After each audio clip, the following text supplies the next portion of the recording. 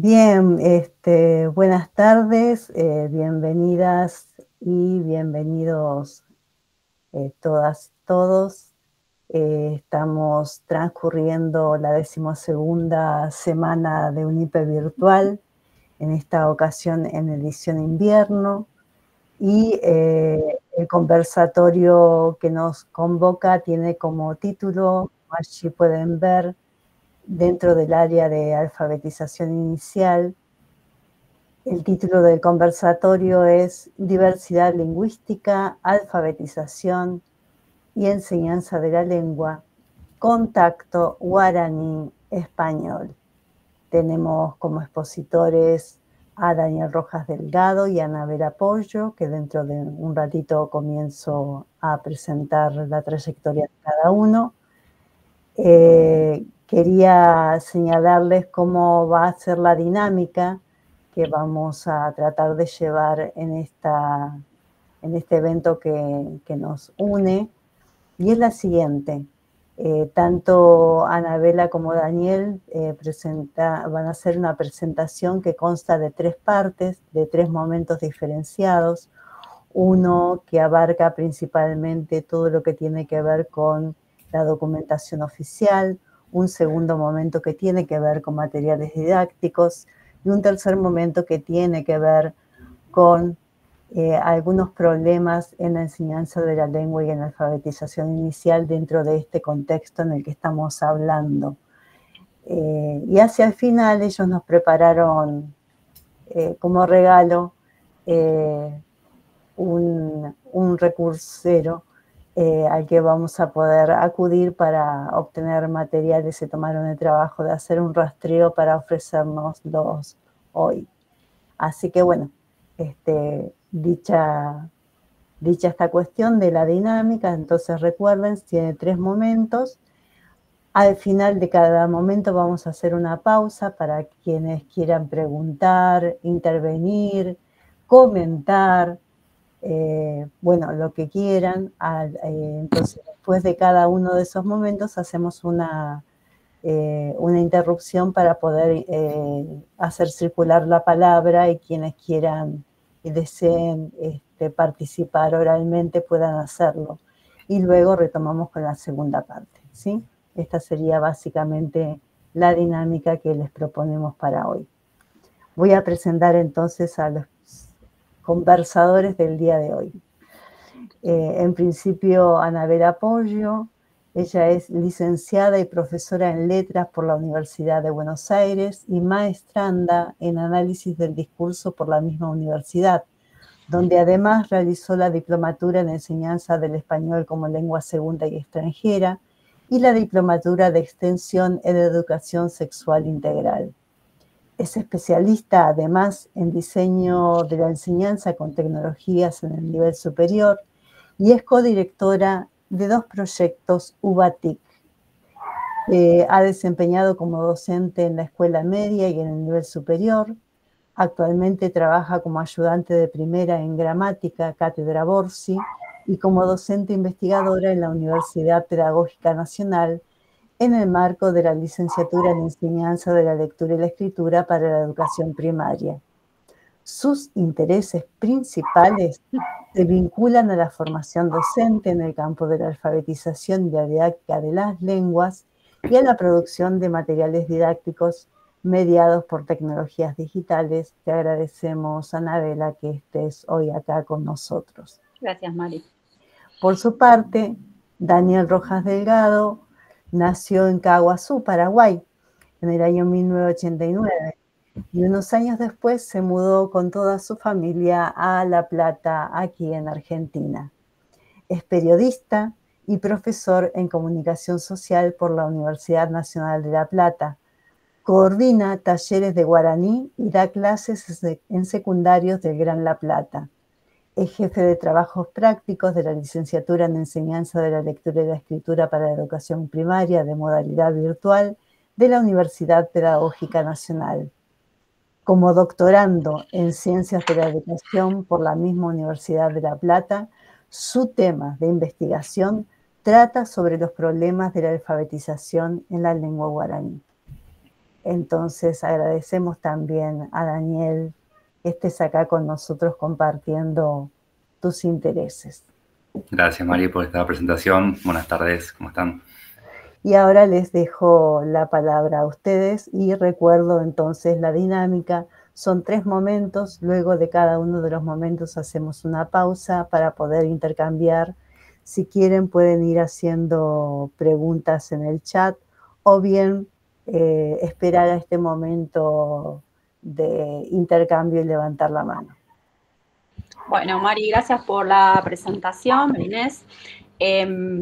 Bueno, esto que estaba comentando Marinés ahora, avísenme, cambió de página la presentación, ¿estamos bien? Estamos bien. Bien, ahí les muestro la tabla de contenidos, de, digamos, un poco cómo se organiza la presentación del día de hoy. Vamos a dar primero un marco que llamamos presentación del problema, y después estos 3 momentos de los que hablaba Marinés tienen que ver con, en principio, rastrear un poquito en la normativa y en los documentos curriculares qué se dice de la enseñanza o qué se dice de la diversidad lingüística, qué se dice de la enseñanza de las lenguas. Luego, otro momento que sería el análisis de una serie de materiales que rastreamos con Daniel, tanto en lo que sería Ciudad de Buenos Aires como Provincia de Buenos Aires, que son los distritos donde nosotros trabajamos, por eso esa selección, no es por otra cosa. Y finalmente, un tercer momento que tendría que ver con los problemas de enseñanza de la lengua en términos de alfabetización inicial y de lengua en sí, ¿no es cierto? De lengua, pensando en problemas más gramaticales, si queremos, ¿no? Vamos a trabajar sobre el género gramatical. Entonces, lo que habíamos pensado con Marinés y con Daniel era que si alguno de ustedes tenía alguna consulta o algún comentario respecto de la normativa, que no esperara al final de la presentación, que después eso iba a quedar muy lejos. Entonces, ahí cuando cerramos el primer momento, si alguien quiere decir algo o si lo quiere dejar escrito en el chat mientras hablamos, sería la idea para que sea más dinámica el encuentro. Bien. Entonces, bueno, un poco lo que vamos a plantear. Ana, antes de que... Perdón. Veo que tenés la opción ahí convertir y como que nos achicó el tamaño de la página. ¿Ahora? Sí, ahí quedó. ¿Se quedó? Ah, perdón. Bueno, veo lo que estoy presentando, es un poco un lío. Bueno, vamos a ubicar un poco el problema de la diversidad lingüística en la escuela primaria, pensando un poco en cuáles son los desafíos, vamos a llamar, que los docentes enfrentamos cuando nos encontramos en aulas que son multilingües, ¿no es cierto? O que tienen presencia de estudiantes que hablan un español en contacto con una lengua indígena. En primer lugar, una cuestión que a mí me gustaría destacar y poner como en primer lugar es que siempre voy a retomar el concepto de lengua enseñada, ¿no? Que es el concepto de Carolina Cuesta, ¿no? Que básicamente lo que plantea Cuesta tiene que ver con la idea de que la lengua escolar es una lengua instituida, una lengua de institución, una lengua artificiosa, que en realidad no es una lengua hablada por ningún hablante, sino que es una lengua más bien que tiene cierta construcción que responde a intereses propios de la escuela y a una lengua institucional, ¿no es cierto? Entonces, siempre que un chico llega a la escuela primaria, ¿sí? Sea cual sea su procedencia, va a existir una distancia entre esa lengua familiar, que es la lengua que trae de su familia, y la lengua de la escuela, ¿sí? Yo siempre pongo el ejemplo en las clases de la licenciatura, el ejemplo de cómo responder a una consigna, por ejemplo, un ejemplo que vi varias veces, ¿no? ¿De qué color, leyendo Caperucita, la versión es de Caperucita Roja, ¿no? ¿De qué color es la caperuza de la protagonista, ¿no? ¿Qué pasa si una criatura pone es roja? Probablemente la maestra del grado le ponga que la respuesta está incompleta. ¿Por qué? Porque en la escuela, ¿cómo se responde a esa pregunta? Con una oración completa. La caperuza de la protagonista es roja, ¿sí? A eso me refiero con que nadie habla esa lengua, porque ninguno de nosotros, ningún niño, en un diálogo, digamos, común, usaría esa fórmula para responder una pregunta, ¿no es cierto? A eso nos referimos. Entonces, en primer lugar, quería señalar esta cuestión, que siempre va a haber una distancia entre esa lengua familiar y la lengua escolar, que es la lengua instituida, valorada, legitimada socialmente, ¿no? Y esa distancia, ¿sí?, va a suscitar diversas representaciones sobre lo que significa alfabetizar o enseñar lengua y literatura a estudiantes que no tienen el español como lengua materna, porque también esa representación de qué significa alfabetizar o enseñar lengua va a depender de la otra lengua, ¿no es cierto? De qué valor se le asigne a la lengua que traen los estudiantes, ¿sí? Bien. Acá les pongo una cita de Soares, de un artículo que se publicó en el Toldo en 2020, donde ella dice justamente esto que les estaba explicando, ¿no? Que un niño cuando llega a la escuela para ser alfabetizado ya domina un determinado dialecto de la lengua oral. Ese dialecto puede ser más próximo o más distante de la lengua escrita convencional que se basa en una norma estándar, que en verdad no es usada en la lengua oral por ningún hablante, asimismo en situaciones más formales. Entre los dialectos orales y la lengua escrita hay diferencias relativas a las correspondencias entre el sistema fonológico y el sistema ortográfico. ¿Esto a qué se refiere? Otro autor brasileño que se llama Cagliari lo explica muy claramente esto. Dice, la ortografía neutraliza la variedad lingüística. ¿Por qué? Porque al interior del español, ¿sí?, si pensamos solamente en el español de Argentina, para no irnos más lejos, la manera en la que hablamos, ¿sí?, marca de dónde somos, muchas veces, ¿no es cierto? ¿Por qué? Porque un jujeño no habla igual que un porteño, no habla igual que un cordobés, ¿sí?, no habla igual que un correntino, por ejemplo, ¿no? Entonces, todas esas diferencias, ¿no?, que se dan en la lengua oral, ¿sí?, se neutralizan en la ortografía. La ortografía no marca la variedad lingüística, ¿sí? La puede marcar por ahí a nivel léxico o a nivel del uso de algunos verbos, ¿sí?, pero se borra el acento, vamos a decir, ¿no?, en la escritura. Entonces, cuando un chico tiene que aprender a escribir, cuando se está alfabetizando, ¿sí?, va a estar desde la cuestión del sistema fonológico, va a estar más o menos cerca, según qué variedad del español hable, de ese sistema de escritura convencional, ¿sí? Un poco lo que vamos a ver.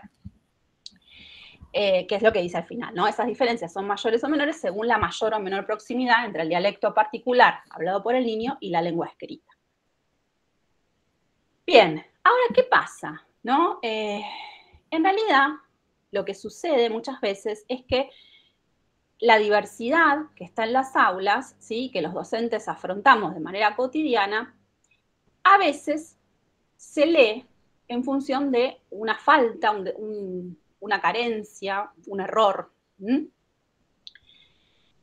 que es un poco lo que venimos a desandar acá, ¿no? Esta cita es de un libro que también está en el recursario, que les vamos a compartir, que es un libro que es material para docentes, donde dice, ¿no?, lo que marca en negrita, esto se debe a que los usos de la lengua que se alejan de las normas del español estándar son concebidos como errores o dificultades de aprendizaje, ¿sí? Entonces, todo lo que se desvía de la norma muchas veces no se entiende en términos lingüísticos, ¿no? De decir, bueno, se desvía de la norma, ¿por qué? Bueno, porque habla otra lengua, y porque su sistema fonológico es distinto, y porque su sistema de escritura es diferente, y entonces ahí lo que está jugando en la alfabetización no es que el pibe no sabe o que el pibe no entiende, sino que están conviviendo dos sistemas, ¿no? Bien. Acá lo que les decía, y esto es una cita de un TFI, de una alumna nuestra que egresó de la licenciatura, que trabajó en la comunidad guaraní, y ella recupera en las entrevistas que le hace a sus colegas, que tienen también alumnos de habla guaraní, que las maestras decían, ¿no? Los niños y niñas que asisten a esta institución se encuentran en la unidad pedagógica, no saben leer ni escribir. Y la causa es porque no saben hablar bien, porque en su entorno cotidiano hablan otro idioma, ¿sí? Aparece como recurrentemente esta idea, ¿sí?, de que escriben mal porque hablan mal, ¿no? Y ahí un poco lo que, bueno, hablábamos, preparando la charla de hoy, hablábamos con Daniel, es cómo se pone en juego, ¿sí?, esta ideología lingüística que en realidad no necesariamente está hablando de las lenguas, sino de los hablantes, ¿sí? Bueno. ahí estamos. Las evaluaciones negativas pesan sobre los fenómenos de mezcla entre lenguas, ¿sí?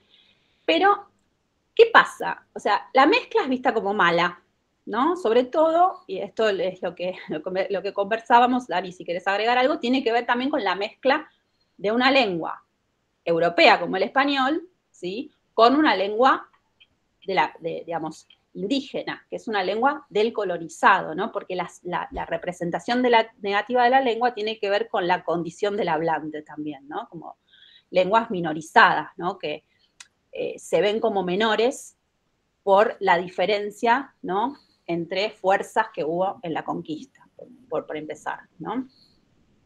Bueno. Sí, a su vez esta relación de fuerzas, ¿no? Esta diferencia diglósica también que podríamos marcar, ¿no? Entre el guaraní, el español, o como también ocurre con otras lenguas, ¿no?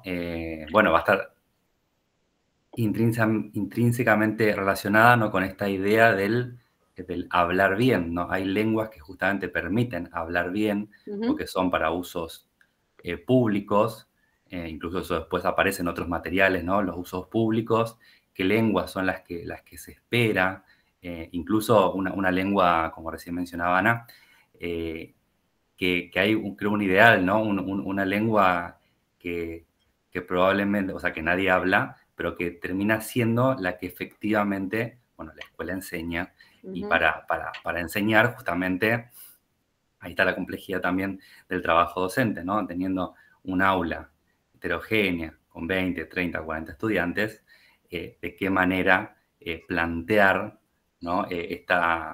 La existencia, no solamente de unas formas de hablar o unas esferas del discurso, podríamos decir también, ¿no? Sino cuando acá conviven dos sistemas, que es un poco lo que de forma progresiva vamos a intentar plantear durante esta velada. Exacto, sí, sí, sí. Bueno, y en relación a lo que queremos plantear hay estudios que sostienen justamente que en realidad el hablante bilingüe tiene o cuenta con mayores herramientas para comunicarse. Es que no es negativo ser bilingüe, no es que se le mezclan las lenguas en la cabeza, básicamente, sino que hay dos sistemas que conviven, se pueden dar convergencias y transferencias, pero que en definitiva genera mayor riqueza de comunicación, esa convivencia de sistemas, ¿no? Que es lo que vamos a tratar de ver. Otro autor, que es canadiense, que se llama Cummins, también plantea esta cuestión, ¿no? Respecto de los programas bilingües, que dice que estos programas bien implementados ayudan a la alfabetización y al desarrollo de los contenidos de las materias en hablantes de lenguas minorizadas o lenguas minoritarias, ¿sí? Este autor tiene un programa que se llama Amigos de las Lenguas, donde un poco lo que propone es algo que también vamos a ver en uno de los documentos, esto de invertir el rol, ¿no es cierto? Darle el lugar al niño refugiado, migrante, hablante de una lengua árabe, ¿no? Canadá también es un país muy cosmopolita que recibe mucha migración. Darle el lugar de hablar sobre su cultura, de hablar sobre su lengua, de mostrar, ¿no? Quién es, de dónde viene, cómo son sus costumbres, para poner en valor esas lenguas, para que el chico se sienta valorizado y se valorice esa lengua y los demás también conozcan la lengua del otro, ¿no? Bien, por esto, ¿no? Porque no se puede amar lo que no se conoce, y no se puede respetar lo que no se conoce, y no se puede valorar lo que no se conoce, ¿no? Entonces, ahí un poco lo que vamos a plantear tiene que ver con propiciar una reflexión que vamos a llamar reflexión metalingüística e interlingüística, es decir, reflexionar sobre las lenguas comparativamente. Obviamente que esto es una propuesta y una manera de ver las cosas que tiene que ver, digamos, que se puede aplicar a cualquier situación de bilingüismo, de plurilingüismo, ¿no? Que cada docente tendría que pensar la manera de llevarlo, pero en principio, digamos, no es solo para el guaraní, podría ser para cualquier situación, digamos, de convivencia de lenguas en un aula, ¿sí? Y la idea tiene que ver con tratar temas de lengua, ¿sí? Que podrían afectar el aprendizaje de la lengua escolar, esto que veíamos como un error o como una falta, ¿no? Analizando, mostrando, enseñando cómo se da el fenómeno estudiado en cada lengua, o sea, comparativamente. ¿Para qué? Para mostrar, para enseñar justamente dónde puede estar hay la traba, la dificultad, ¿sí? ¿Por qué está haciendo esa transferencia? ¿Qué pasa en su lengua que está escribiendo de esta manera en español? ¿No? Esa sería un poco la idea. Dani. Bien. Bueno, y ahora un poco lo que vamos a continuar conversando, si tiene que ver con la normativa, ¿no? Primero la normativa nacional, que habla de cómo aparece la educación intercultural bilingüe, la EIB, ¿no? En la Ley de Educación Nacional, 26206, que plantea, ¿no? La presencia de la EIB, como tenemos acá en esta cita, ¿sí?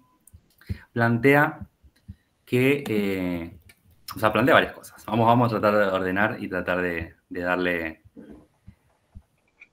un hilo a esto. Por un lado, es interesante la letra en el artículo 52 y 53 de la Ley Nacional, va a hablar de que está destinado prácticamente de forma exclusiva para las comunidades indígenas, ¿no? Entonces, ya partimos de una situación, ¿no? En la que prioriza, plantea discursivamente, ¿no?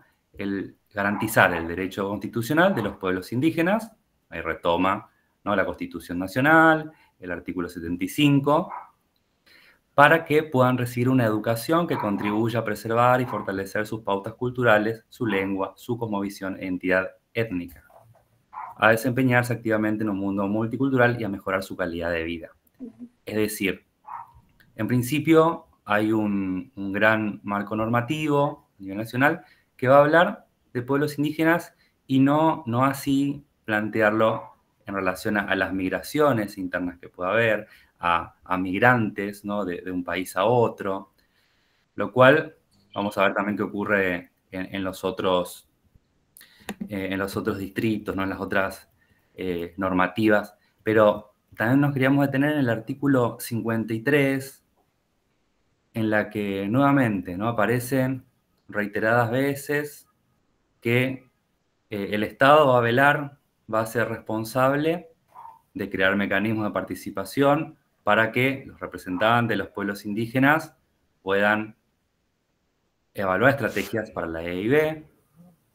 También va a hablar de la importancia de investigar sobre esas realidades socioculturales, lingüísticas de los pueblos indígenas, generar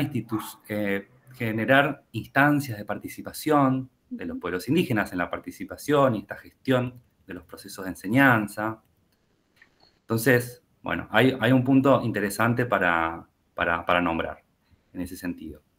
Y a su vez, si vamos ya a Provincia de Buenos Aires, que tenemos la Ley de Educación Provincial 13.688, que es del año 2007, ahí comienza a hablar de interculturalidad, ¿no? Entonces, por un lado, teníamos un marco nacional que habla de una modalidad, la EIB, en Provincia de Buenos Aires, en el artículo 44, menciona o propone, ¿no? Impulsar una perspectiva pedagógica intercultural que se articule con la educación común. Y acá creo que es interesante leer textual nuevamente, ¿no? Que dice, complementando esa educación común, enriqueciéndola, resaltando, destacando los derechos, prácticas, y habla de procesos interculturales. Y en los objetivos que se van a plantear en el artículo 44 también, ¿no? En uno solo de esos 7 dice contribuir a asegurar el derecho de los pueblos originarios y comunidades migrantes a recibir una educación intercultural y o bilingüe, que ayuda a preservar, fortalecer, recrear sus pautas culturales, sus lenguas, sus tradiciones, identidades étnicas.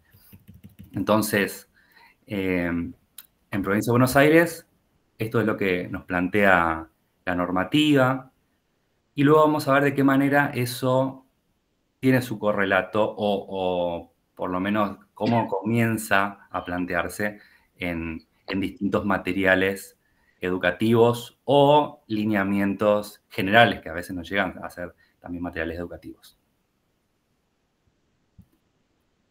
¿Querés continuar con Cava, Ana? Sí, no, básicamente me parece interesante, ¿no?, que la ley nacional como habla casi exclusivamente de pueblos indígenas, y ya la ley provincial y las resoluciones de la Ciudad de Buenos Aires se desmarcan un poco de lo indígena, y es como que plantea la interculturalidad como un paraguas que es más abarcativo, ¿no es cierto? De hecho, bueno, no sé si estaba por acá, pero hay una tefista mía, Eugenia, que, bueno, que también trabaja en educación intercultural bilingüe, pero con migrantes, no con población indígena, por ejemplo, ¿no? Entonces acá lo que vemos es, bueno, que la Ciudad de Buenos Aires también responde a la ley nacional 26.206 y a la resolución del Consejo Federal de Educación 107/99, y después hay una resolución, la 1191/10, que lo que hace es reconocer lo que se llama el CEAPI, el Consejo Educativo Autónomo de los Pueblos Indígenas, como una entidad consultiva y de asesoramiento ministerial, que vendría a aportar en términos de lo que estaba explicando Daniel en el último de los artículos de la ley nacional que habla de educación intercultural bilingüe, estos espacios de participación de las comunidades, ¿no es cierto? Al tener una entidad que es consultada, ¿no?, para cuestiones de la planificación y la gestión de la educación intercultural bilingüe en la ciudad, ¿no?, y que brinda además asesoramiento al ministerio. Entonces, bueno, lo que hicimos en este análisis de los diseños, ahora tenemos las leyes y ahora vamos a ver un poquito de los diseños, es rastrear, lo voy a decir así muy lingüísticamente, el sintagma diversidad lingüística, porque no aparece mucho en los diseños, sí aparece mucho la palabra diversidad, pero diversidad lingüística no es un término muy recurrente en el diseño, los diseños. Y lo que observamos, tanto en el diseño de Ciudad de Buenos Aires como en el de Provincia de Buenos Aires, es que cuando aparece, ¿no?, siempre aparece en una especie de actitud contemplativa, ¿no es cierto? Fíjense, en el primer ítem, que es conocimiento de la lengua, aparece en uno de los indicadores de logro, y entonces dice, un indicador de logro para saber si el chico alcanzó los objetivos de la materia es que reflexiona y valora la diversidad lingüística de su entorno, ¿no? Entonces, lo que se pretende desde los diseños es esto de la valoración, ¿no?, de la consideración, del respeto. Otro indicador de logro en oralidad, fíjense, utiliza el lenguaje oral con múltiples propósitos comunicativos, considerando la diversidad lingüística en el aula y la comunidad, ¿no?, que la considera. Aparecen los propósitos de lenguas adicionales, contribuir a la percepción de un mundo en el que conviven varias lenguas y culturas heterogéneas, con el fin de comprender y respetar la diversidad cultural y lingüística y así promover la inclusión, ¿sí? Entonces, lo que vemos es esta recurrencia de que cada vez que aparece la diversidad lingüística, en Provincia de Buenos Aires pasa lo mismo, aparece esta idea, ¿no?, como de algo que hay que no se puede como tocar, ¿no?, que hay que valorarlo, mirarlo, respetarlo, considerarlo, pero no sabemos qué hacer con eso, ¿no? Fíjense, en provincia lo mismo, ¿no?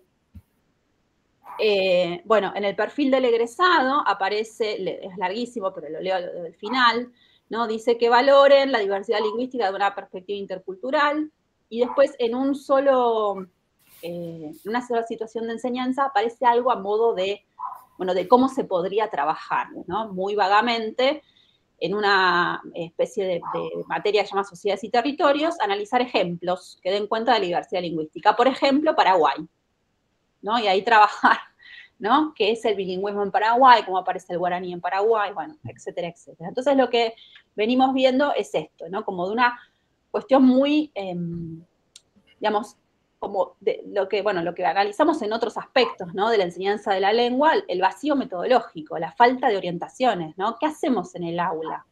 Valorar, ¿cómo llegamos a valorar? Por eso terminaba la primera parte de la presentación con esta frase: no se puede amar lo que no se conoce. Si no conocemos las lenguas, ¿cómo vamos a valorarlas? ¿No es cierto? Bueno. Sí, a su vez agrego, Ana, Sí. que en esta idea de una valoración que por momentos suena contemplativa, o por lo menos nos queda la duda, ¿no?, de cómo hacer esa valoración, con qué orientaciones, cómo trabajar, ¿no?, el respeto, la diversidad. o sea, el camino... ¿Cuál es? ¿Cuál es el camino, no? Por lo menos algunas orientaciones más, podríamos decir hasta amplias, ¿no? Pero queda, ¿no? Esa gran incógnita de qué forma o cuánto espacio dedicar a trabajar estas cuestiones, ¿no? Y bueno, ahí es uno de los de estos vacíos que encontramos. Exactamente. Bueno, no sé si acá quieren comentar algo, porque ahora vamos a pasar a analizar los materiales. Si alguien quiere decir algo de la normativa, hacer algún aporte desde su lugar de trabajo o hacer alguna pregunta. Sí, nos gustaría que nos interrumpan un poco. Pueden abrir el micrófono y hablar o levantar la manito. Vieron que ahí tienen una...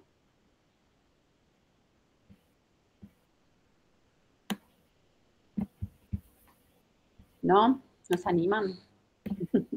Están procesando. Mientras piensan alguna intervención, porque por ahí hay que elaborarla y se encuentran de repente con el espacio, quiero comentar esto que a mí fue, cuando lo leí por primera vez, a mí me llamó mucho la atención, el hecho de que se incorporara en la ley provincial la atención hacia la migración. Hasta entonces había sido totalmente omitida la posibilidad de que existieran poblaciones indígenas por fuera de los territorios acotados y casi como si fueran guetos, ¿no? Había una gran invisibilización de las comunidades que se movilizan, que van a los centros urbanos, a las periferias de las grandes ciudades y que vivimos en entornos rodeados de migrantes, ya sea de países limítrofes como migraciones internas. Así que cuando leí por primera vez esto en el documento provincial, realmente fue como sentir un alivio, ¿no? Bueno, por fin hay algo en la letra de la ley que dice algo sobre esta realidad que es tan explosiva en el sentido de que es tan evidente. Exacto. ¿No? Bueno, me callo, no sé si alguien más quiere comentar algo, preguntar algo.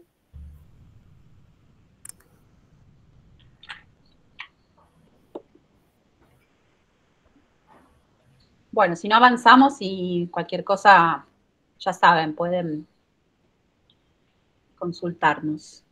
Bueno, vamos a pasar ahora un poco a analizar los materiales. Los materiales los dividimos también por distrito, rastreamos, acá hay un montón de materiales, sobre todo en ciudad hay muchos materiales. Yo hice una selección pensando un poco, bueno, en que sean materiales variados, ¿no? Que atiendan distintas cuestiones. En primer lugar, lo que ven acá a la izquierda de la pantalla es un documento, es cortito, tiene 8 páginas, se descarga de la página del gobierno de la ciudad.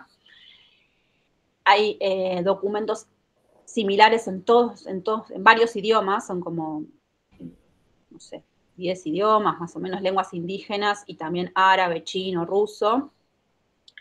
Y básicamente son orientaciones que apuntan a una doble cuestión que tiene que ver con la conservación de la lengua familiar como un valor, ¿no? Un valor en el sentido de que es la lengua que transmite la identidad cultural, y al mismo tiempo recomendaciones que tienen que ver con cómo incorporar el español para, de alguna manera, insertarse socialmente en el lugar al que han llegado, ¿no es cierto? Entonces, por ejemplo, ¿no? ¿Qué se propone a la familia como recomendaciones en el caso de la lengua familiar, del guaraní en este caso, ¿no? Bueno, les dan indicaciones como leer, contar historias, hablar de consumos culturales o de lo que hicieron en el día, en guaraní en este caso, y después usar el español en tareas cotidianas, por ejemplo, la lista del supermercado, la agenda de la escuela, ¿no? Y otra cuestión que aparece también es, por un lado, bueno, buscar apoyos, ya sea de apoyo escolar que brinda la ciudad, o también ayuda de algún paisano que haya migrado antes y que esté más canchero con la lengua y que entonces pueda ayudar ahí a la inserción social de esta persona que acaba de llegar, y también recomiendan la participación en la comunidad escolar, ¿no? Dice como, bueno, participar de las actividades que organiza la escuela, se organiza una kermés, hay un acto escolar, bueno, ir, ¿no? Estar en esa comunidad. El otro día, bueno, justamente hablando con mi tefista, con Eugenia, decíamos, ¿no? Me decía ella, que esta recomendación, ¿no? De la participación en la escuela es algo muy de acá, muy argentino, ¿no? En el sentido de que la familia está involucrada en la escuela, pero eso no pasa en todas las sociedades, en todas las culturas, ¿no? Y ella trabaja con la comunidad china, y para la comunidad china no es habitual meterse dentro de la escuela, ¿no? Entonces, bueno, esto, digamos, este material para mí tendría un poco ese problema porque está traducido a todas las lenguas como si fuera lo mismo, una recomendación para una familia de habla guaraní que para un chino, que para un árabe. Pero bueno, tiene una buena intención, que me parece que tiene que ver con esto que veníamos planteando de conservar ambas lenguas, porque también lo que suele pasar, sobre todo cuando la lengua familiar es una lengua indígena, ¿no? Es toda la negativización de esa lengua, que es una lengua de indios, que para qué la quieren aprender, que para qué le hablan en guaraní en la escuela, que eso no está bien, ¿no? No sé ahí si querés agregar algo vos, Dani. Sí, antes de seguir quería, bueno, agrego algo que lo veníamos conversando también y después hago una pregunta. Bueno. Primero, no, en primer lugar me parece que el material está muy bueno, me parece interesante. Ahí no sé si te complico demasiado, Ana, para hacer Zoom. Si es un lío, no lo hagas, pero como para ver, porque es bilingüe el material, ¿no? Y también es interesante quizá verlo un poco. ¿Se Pero a agrandó? su vez, sí, ahí se ve un poco mejor, sí. Ahí va queriendo, sí. Ahí el de la derecha se ve bien, sí. Yomuiru te envió pocuera pa Aragui. Aragua. Esta relación, ¿no? entre el hogar y el afuera, ¿no? La escuela, porque por un lado plantea, bueno, conservar el guaraní en la familia, contar historias, hablar, bueno, contar leyendas, relatos, usar la oralidad, ¿no? Y por otro lado plantea la escritura en la escuela, la escritura en español, ¿no? La Sí. escritura para hacer lista de compras, distintas actividades. Acá sí quizá hay unas orientaciones, aunque sea mínimas, ¿no? Que señala los usos del español y la importancia de usarlo en público, en la escuela, al hacer las compras, en distintos espacios. Eso me parece interesante señalarlo.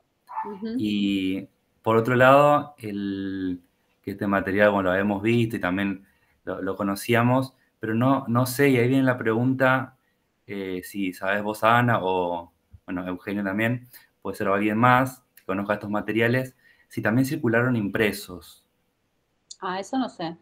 No, por lo menos en el caso nuestro, nosotros en la escuela lo tenemos porque como estamos tratando de transitar esta problemática de cómo resolver la enseñanza del español en tanto alumnado que tenemos, tanto chino como ruso. Pero la verdad es que en general lo que la escuela mismo trata de hacer, o sea, no llega este material, uno llega al material, o sea, es la escuela la que llega al material porque empezás a indagar.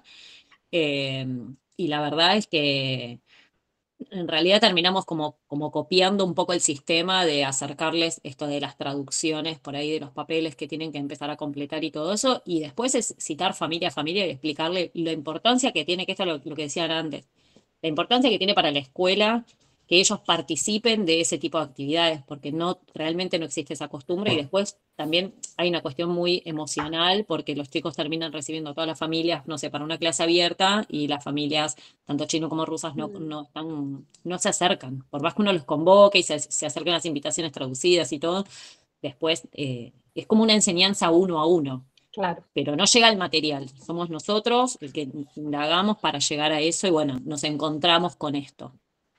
Bien, gracias, genial.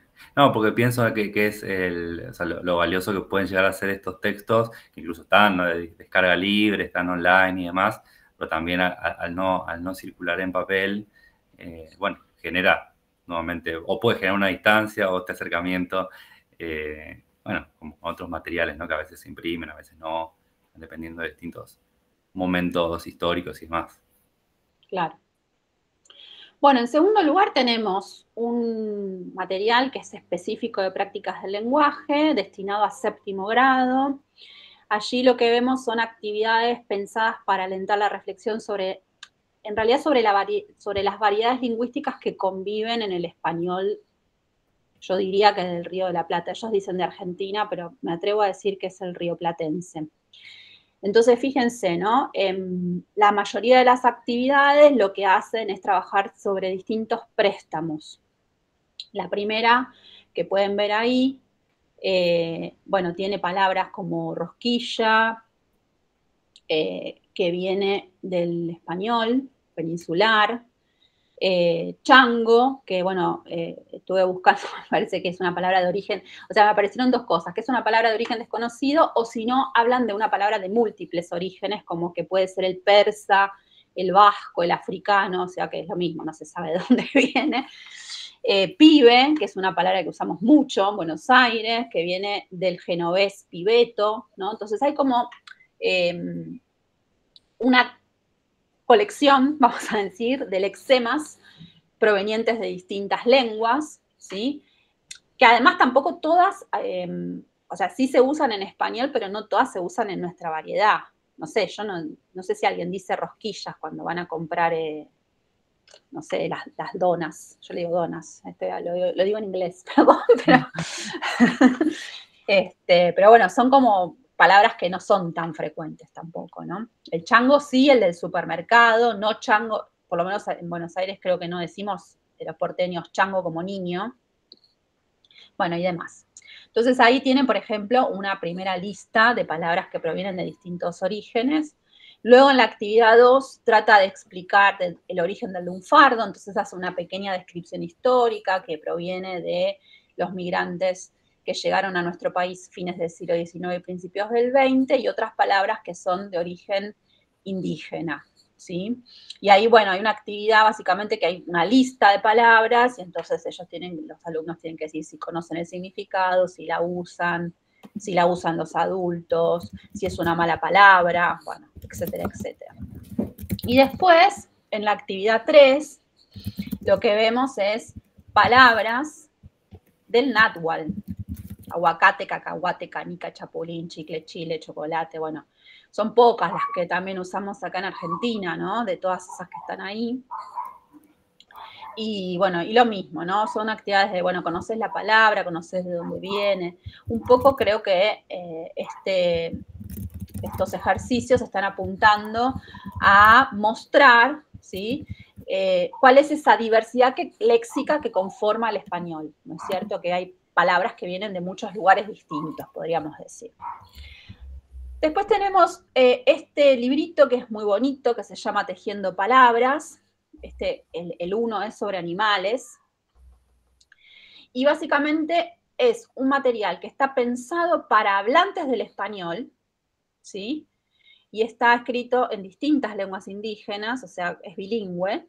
Está en aymara, en guaraní, en mapudungún, en quechua. Y un poco entendemos que ese material apunta a mostrar, ¿no?, cómo es la lengua, básicamente.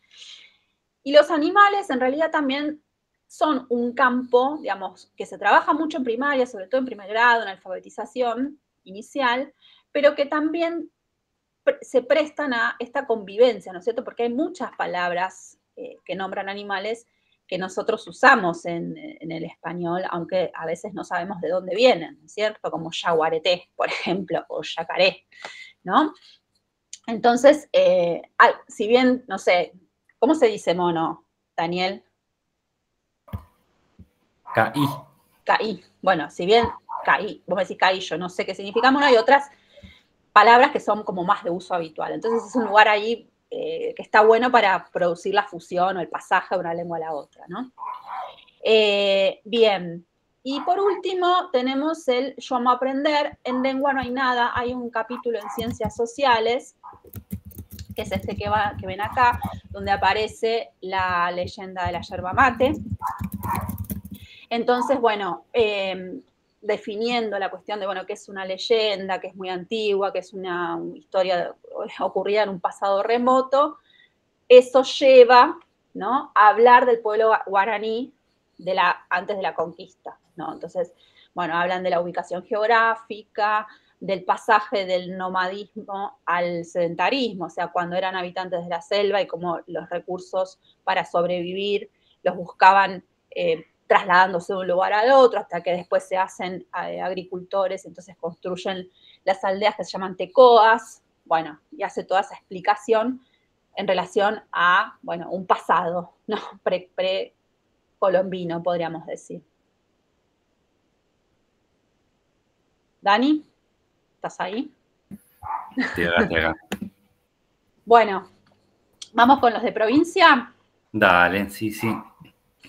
Bueno, ahí tenemos, en principio, tres grandes materiales, ¿sí? El primero, fíjense, es aportes para la construcción de prácticas educativas interculturales. Es un material destinado a docentes y directivos, que forma parte de una serie, documentos de apoyo curricular. Y, bueno, fíjense que tiene una serie de indicaciones, ¿sí? Vamos a ver un segundo.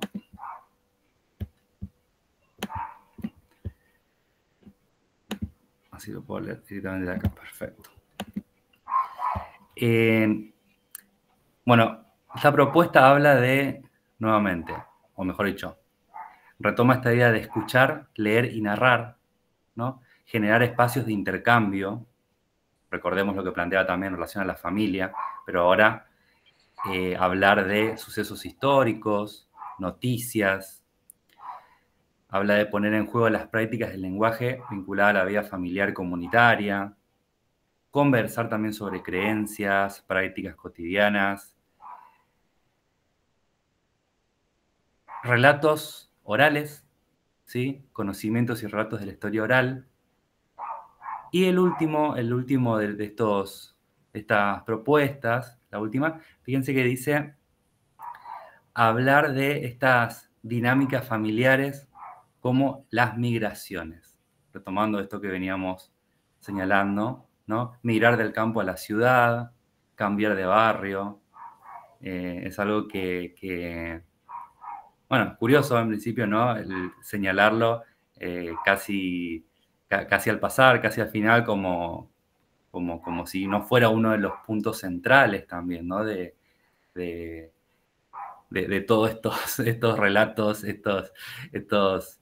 estas experiencias, ¿no? La vida familiar, los sucesos históricos, ¿no? Y acá lo del poder lingüístico, Ana, ¿querés compartirlo un poco vos? Sí, básicamente lo que está proponiendo es esto que ya de alguna manera mencionamos, ¿no es cierto? Primero, que es cuando hay situaciones de bilingüismo, multilingüismo, que está bueno modificar las actividades para todos los estudiantes, no solamente para los estudiantes que no hablan la lengua, ¿no? Y esto, bueno, también, perdón, Euge, que te cite todo el tiempo, pero es algo que surgió en el debate sobre el TFI que está preparando Eugenia, y nos pasa a otros niveles. Por ejemplo, también pasa con discapacidad, ¿no es cierto? Que vos adaptás un material porque tenés un chico con proyecto de inclusión y ese material que es adaptado termina sirviéndote para toda el aula. ¿Por qué? Porque muchos tienen problemas para aprender o a muchos les cuestan determinados temas. Entonces, por ejemplo, Eugenia descubrió que, ¿querés contarlo del vocabulario, Euge, vos? ¿Querés contarlo vos mejor? ¿En relación a qué exactamente el vocabulario? No, que esto de que había una chica que no podía hacer la actividad y entonces... Ah, sí. Bueno, nos pasaba esto de que no había una nena que era china y entonces ella es una nena que viene ya hace bastantes años a la escuela, por lo tanto la oralidad relativamente la maneja. pero obviamente es más dificultoso en la parte de escritura, pero es una nena que en general trabajaba muy poco y estaba muy trabada y me acerco a ella a conversar y en realidad tenía que ver con que le faltaban estrategias de vocabulario. En cuanto nosotros teníamos que armar una actividad que era, estábamos trabajando el género del terror, descripciones de escenarios de terror, entonces a partir de una imagen ellos creaban esa descripción del personaje transitándolo.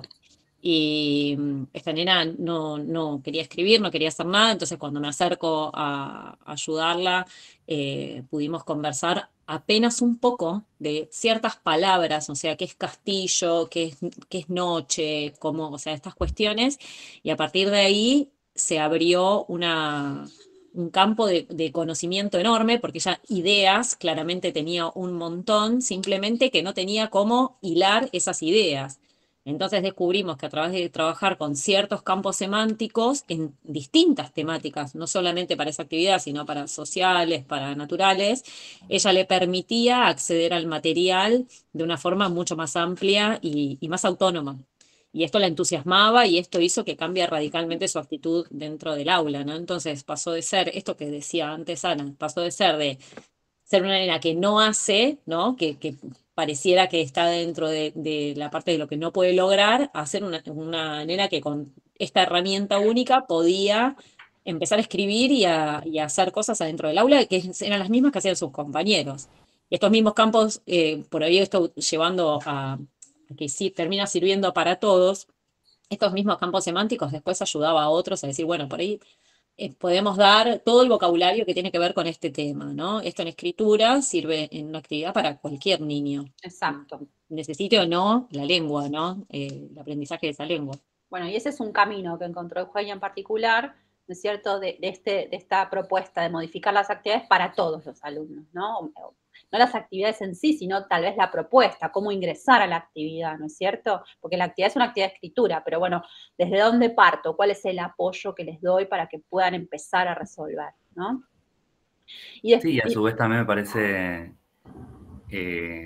relevante señalar, ¿no? Acá esto, la inversión de los roles, ¿no? En ciertos momentos, ¿no? Que quizá es la idea de, bueno, la familia o los nenes que no se pueden comunicar en español o tienen dificultades, ¿no? Y quizá con alguna otra estrategia, con la propuesta, con estos cambios que mencionábamos, ¿no? Generar determinadas actividades en las que, como señala ahí, ¿no? Sea la directora, ¿no? Y no los padres los que requieran esta traducción, necesitar intérpretes, o lo mismo, que padres e hijos, ¿no? Puedan hablar en su propia lengua, puedan mostrar ese saber, ¿no? Que bueno, contrasta un poco con esto otro que veníamos hablando, nuestra idea de no saben hablar, no hablan bien, sino esta dificultad en entendernos, básicamente, pero que no tiene que ver con un no saber hablar, al menos en primera instancia, por decirlo así.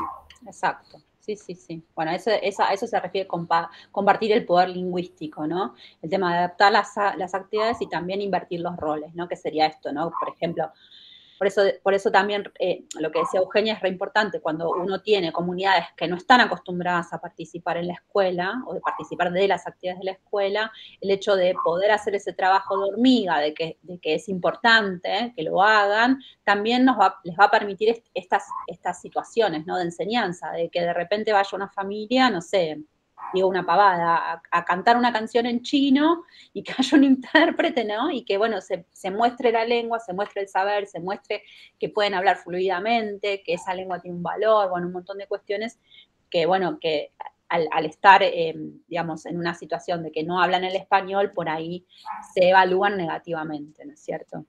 Nosotros una de las cosas que habíamos propuesto, que se propuso o discutimos en la escuela, pero que después lamentablemente no se llevó a cabo, pero para mí sigue siendo importante, que era esto de, si bien hay chicos que hablan otros idiomas, pero me parecía como más importante en el caso de los chinos y los rusos, porque hay gran comunidad, que por ahí estaría bueno esto de mencionar por ahí, mismo en la formación y todo, cuando hay algún hecho que para ellos escolarmente sería importante, ¿no? O sea, así Exacto. como hablamos del 25 de mayo al 9 de julio, por ahí en ese rato que se comparte en la formación, por ahí mencionar algún aspecto que tuviese que ver con algún hecho histórico de ellos, alguna fecha que para ellos sea importante a nivel escolar, también traerlas a la escuela.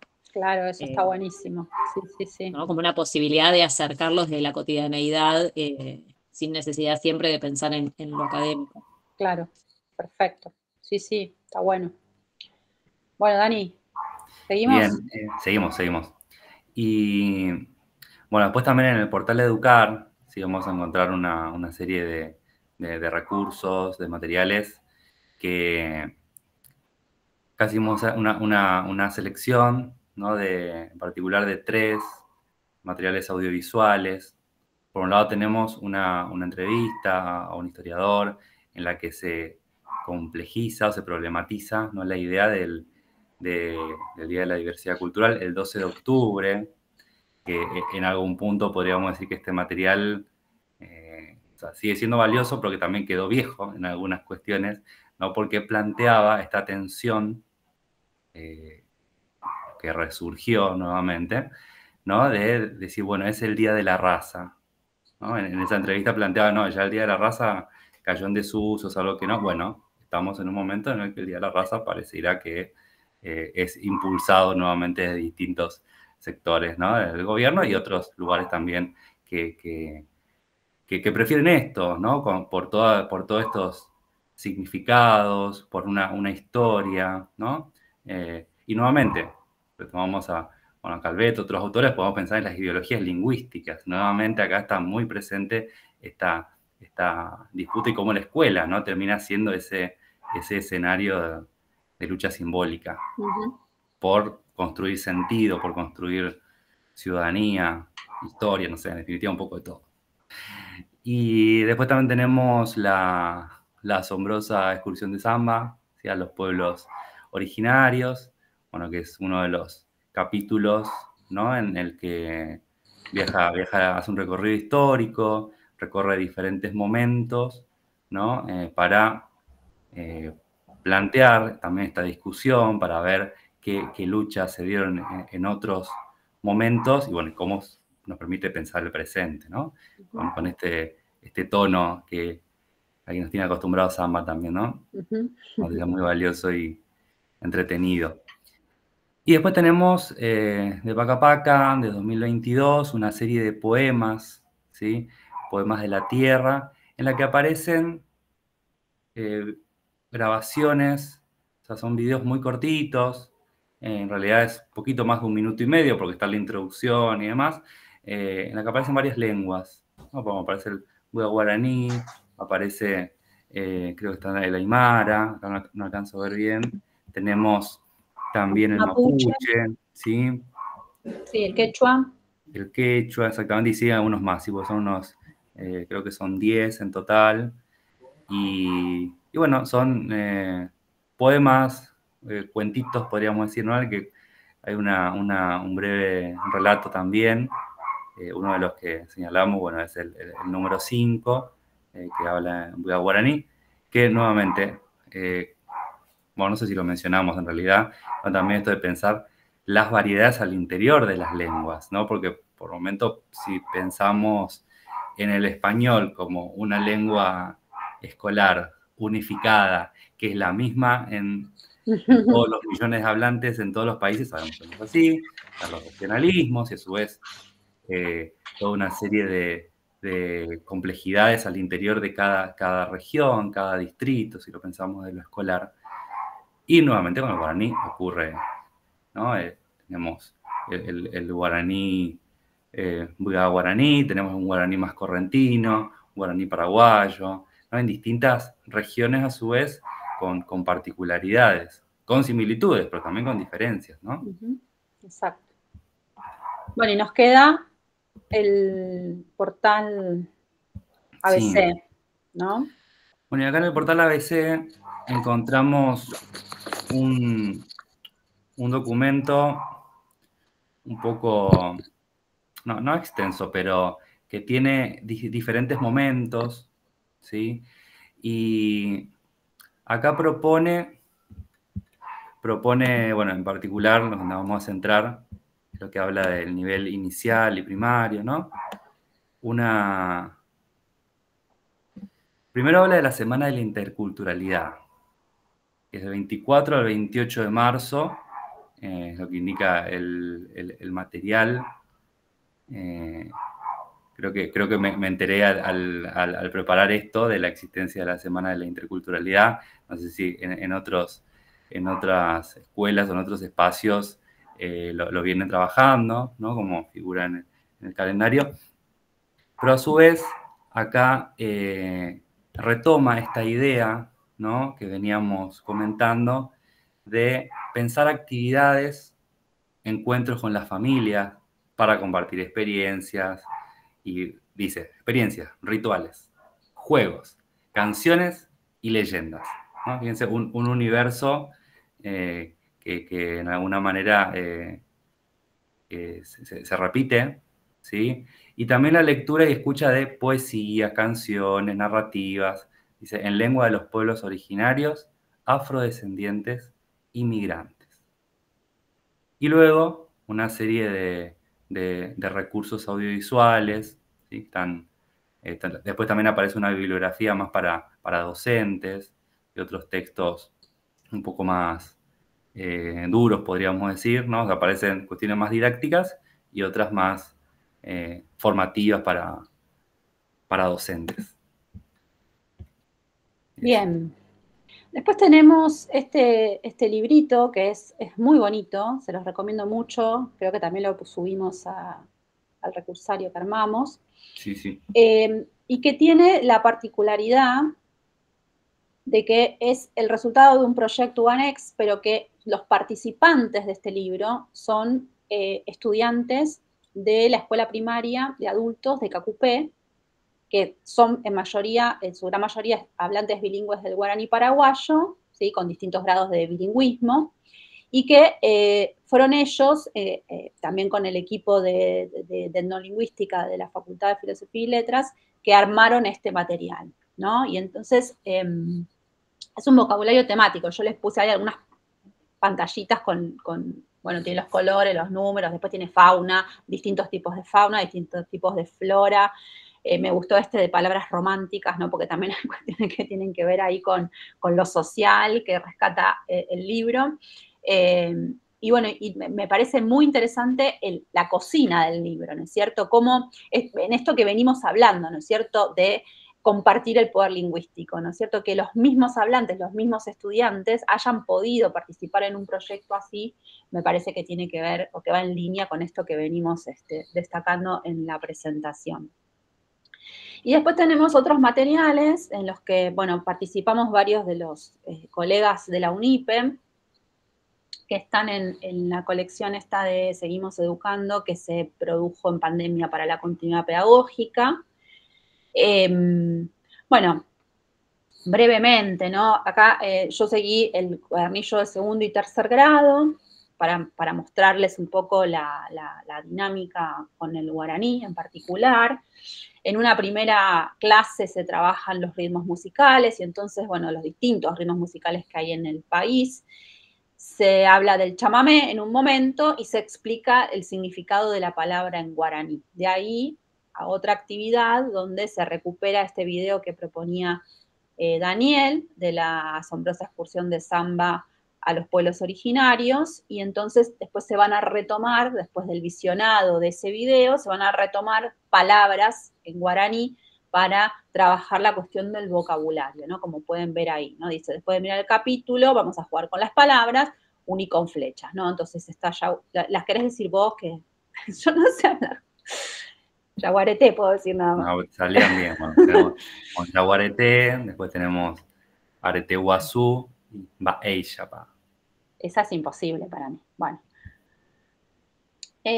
Después también en consonancia con, o parecido a este material que veíamos tejiendo palabras, ¿no? Donde aparecían las adivinanzas bilingües, acá se trabaja, ¿cómo se llama? El saludo de recibimiento, que está en castellano, y después se recupera la versión original, que es en guaraní, y hay una serie de preguntas en torno a, bueno, lo que propone ese saludo. Y después se cierra con una reflexión acerca de los idiomas, de las lenguas, ¿sí? De la historia de las lenguas, de cómo las lenguas siguen vivas y demás, ¿no es cierto? Eso hasta ahí de materiales. Esto después igual también se los vamos a compartir, ¿sí? No sé si alguien quiere comentar algo o hacer alguna pregunta hasta acá.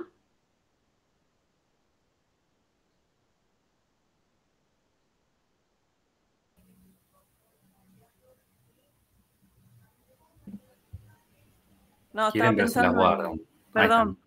No, Sí. estaba pensando, yo me voy más atrás, en los chicos que todavía no hablan, en educación especial y con dificultades del lenguaje puntuales, y lo que me planteaba una compañera cuando hice uno de los trabajos que vivía en Derqui, también que la comunidad, por un lado, para intercambiar y para poder escuchar su dinámica y justamente saber sus rutinas y poder plantear algo, una actividad y que vengan, era algo complejísimo, y bueno, y es acá nomás, ¿no?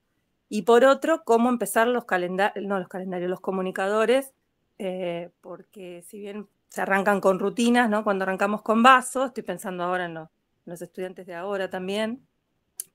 Claro, como dicen en la casa, si dicen vaso, agua, taza, cacharro, cuando va a tomar, y qué palabra elegimos. Claro. Y tengo la sensación a ojo de que estamos eligiendo la vaso. Y bueno, todos vaso y todos los carteles van a decir vaso. Y si vos decís vaso y dar ese lugar a que la familia diga no, vaso no, le ponemos otro, bueno, para eso tiene que haber confianza, intercambio, Sí. un montón de cosas, ¿no? Ya partiendo desde ahí. Exacto, sí. Bueno, porque en especial también se da como un vínculo más estrecho necesario entre familia, o se debería dar, ¿no? Entre familia y escuela, ¿no? Ahí. Pero bueno, también es un lío, eso hay que pensarlo, porque si no va a pasar, ¿no? Pero ponele que cada chico en cada casa le dice, no sé, uno le dice vaso, el otro le dice taza, el otro. Pues, ¿cómo haces en el aula para manejar también esa diversidad? Pregunta, ¿eh? Hay que pensarlo. Por ahí es mejor que desde la escuela le diga, bueno, mira, acá en la escuela lo vamos a llamar así, en casa usen de esta manera, no sé. Bueno, pero me parece que caemos un poco como en el principio de lo que se hablaba en cuanto a esta lengua artificial que se enseña en la escuela, ¿no? Como uno termina como abonando cierto criterio de decir esto, en la escuela le decimos así y Claro. con esto nos referimos a. Sí, por eso digo, ¿no? Porque si no también, está bien, Nora trabaja en educación especial y son, digamos... Otra situación, además, es otro para atajar. contexto, claro, porque además hay otro tipo de diversidad, ¿no? Además de que Claro. puede sumarse la diversidad lingüística, ¿no? Porque nadie está exento. Sí. Pero bueno, es para pensarlo, está interesante lo que planteaste, Nora, sí. Pero me parece que lo de Euge, bueno, que yo te dije también, ¿no? Como en relación a, bueno, así le decimos en la escuela, tiene que ver con esto, ¿no? De la lengua enseñada, ¿no? Y establecer un punto común para todos como para poder también avanzar en otras cuestiones, porque es difícil manejar tantas variables, ¿no? Y además también que no todas las familias se terminan comunicando con la escuela tampoco, ¿no? Como para saber vos qué cartela y qué le tenés que poner al objeto, ¿no? Sí, tal cual. Y aparte creo que pensar esta idea de lo común, ¿no? Sin invalidar lo otro. Claro. Porque ese es un poco, porque la pregunta, por lo menos nos hacemos la pregunta, ¿no? De qué manera integrar estas dos o varias, ¿no? Formas de nombrar, formas de hablar que permitan, reconocer y valorar esa diversidad, que es lo que nos estaba proponiendo, ¿no? La normativa con toda su complejidad. Exacto. Bueno, ¿alguien más quiere decir algo o preguntar algo de los materiales hasta acá? A mí lo que me pasa un poco con los materiales es que yo veo que todas estas ideas que aparecen son como ideas como muy sueltas y que son como llevarlas a la cotidianeidad habla de un cambio más bien institucional, ¿no? Digo, en ningún momento, o yo por lo menos en los años que soy maestra y que hace muchos años que trabajo en esta escuela, por ende tenemos esta situación de reflexión y de problemática y de atención, como desde siempre. Como no existe, por ejemplo, este planteo al momento de presentar las planificaciones anuales. Claro. No es que es algo que está atajado desde el inicio y es la comunidad que tenemos. Sí, O sea, no es que estamos trabajando con un supuesto que si llega alguien, esta es la comunidad que nosotros tenemos. Nosotros tenemos en el aula, hay de los 20, 25, hay 4 que son chinos, 3 que son rusos. Por lo tanto, no es un porcentaje menor. Y lo que me parece es eso, que en definitiva los materiales que hay, por más que desde los diseños se hable de la diversidad y del respeto y todo, como que los materiales son puntuales y sueltos, porque cuando hablamos, no sé, de esto de las leyendas y todo, aparece en 4º grado. Bueno, listo. Claro. O a mí me pasa, por ejemplo, que yo estoy en 7º cuando doy sociales, que vemos la Revolución Rusa. Está bien, genial. En esa clase ese día. Y todo lo demás, y todo el resto, ¿no? Como que siento que los materiales siempre son como escasos, o por lo menos no sé si son escasos, pero las instituciones también como que no terminan de llevarlo a la cotidianeidad, ¿no? Porque si no queda eso, como con temas aislados. Entiendo, sí, tal cual. Y yo lo que observo, que bueno, es un poco ahora donde nos vamos a dirigir, es que son contenidos más de índole histórica, social, pero que no hay propuestas de lengua concretas, ¿no? De, bueno, tengo esta situación en el aula, ¿qué hago? ¿No? ¿Cómo la abordo? ¿No? Y eso es un poco, bueno, en el caso de tu trabajo, Eugenia, es como más artesanal, tiene más que ver con tu propia práctica, con tu propio recorrido, con tu propio conocimiento de la comunidad y cómo lo fuiste resolviendo, pero a nivel, digamos, ministerial o de política educativa, eso no está claro, ¿no? Y en los materiales, por eso, bueno, un poco el pasaje por los materiales tiene que ver con poder pensar estas cuestiones también, ¿no? De esto que dijiste vos muy claramente, no hay una cosa continua, digamos, de repente aparece un día una cosa, otro día otra cosa, pero no, como que un día nos acordamos que tenemos que valorar la diversidad lingüística, básicamente, ¿no? Y lo hacemos, pero bueno, eso tampoco genera aprendizaje, ¿no? En algún sentido. Bueno, entonces les vamos a pasar a mostrar ahora un poco lo que venimos pensando con Daniel.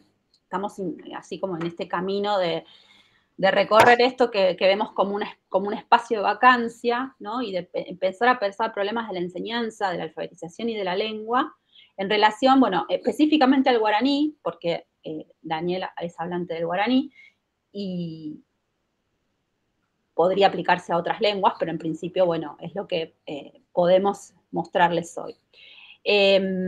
Ahora Dani va a hablar un poco del alfabeto, ¿sí? Bueno, yo lo que, básicamente, vieron que el título o el subtítulo es Profundidad Ortográfica y Diversidad Lingüística.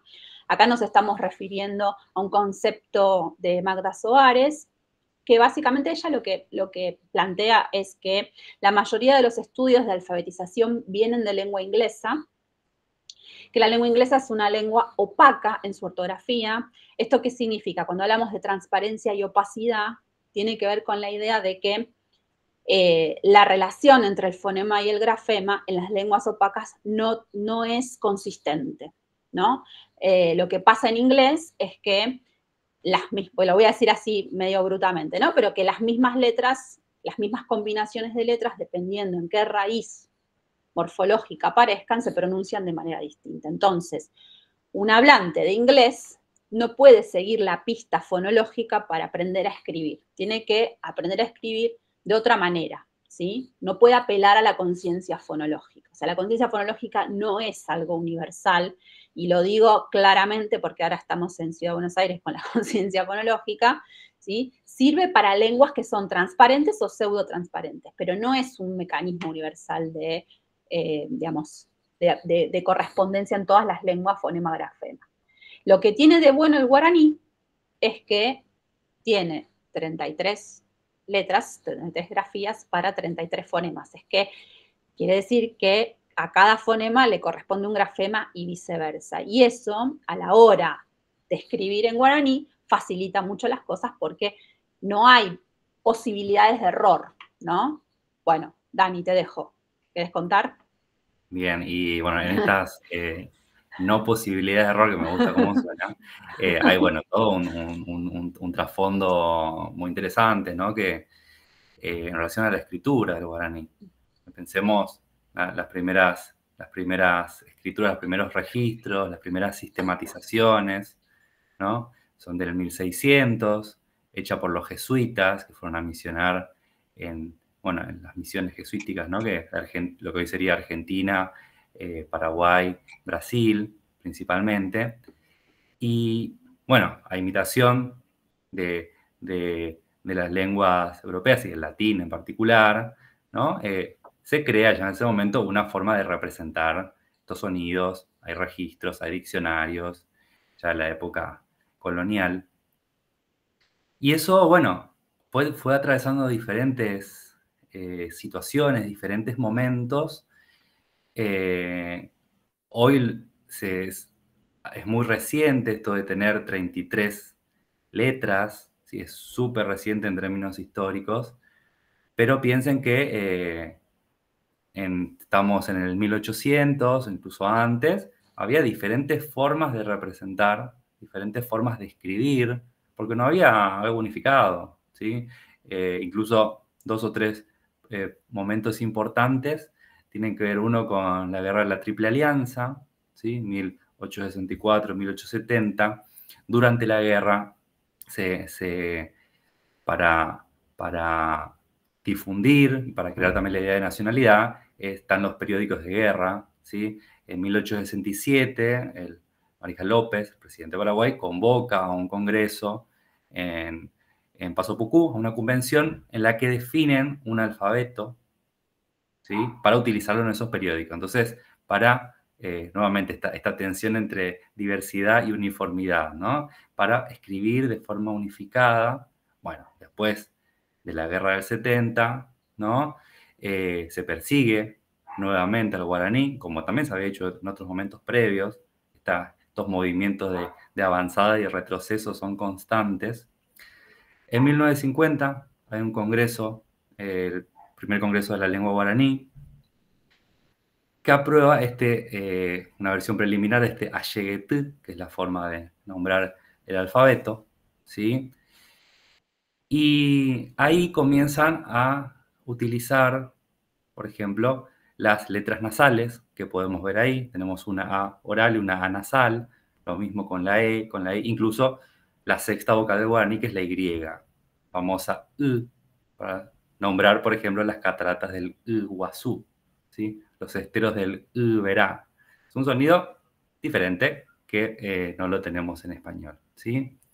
Y esto recién en el año 2010, en Paraguay, a lo que se conoce como la Ley de Lenguas, crea una Secretaría de Políticas Lingüísticas, que tiene un rango de ministerio, que comienza a trabajar en la normalización del guaraní como lengua oficial. Después, comienza en realidad a partir de 2011, en 2012,